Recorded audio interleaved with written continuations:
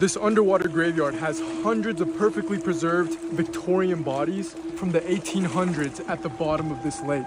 This is Lake Tahoe. Since they were all tied together, it's believed you'll find them still together to this day in their 1800s clothing, floating all around with each other, which people call the dancing table. We know the bodies are perfectly preserved because in 1994, a scuba diver went missing here, and they found his body again in 2011, perfectly preserved, 17 years later. It's believed that you'll find hundreds of Chinese immigrant workers that were working on the railroad in the 1860s who were promised good pay and US citizenship once they finished their job. But they met a less fortunate fate. They were thrown into the lake with cement tied to their feet, and they're perfectly preserved because the temperature at the bottom of the lake never exceeds 39 degrees. So after 150 years, you would still find them in the exact condition that they were dropped in the 1860s. The famous marine explorer Jacques Cousteau came here in the 1970s to scuba dive to the bottom to investigate the dead bodies that lie beneath Lake Tahoe. But after his dive, he was freaked out by what he saw,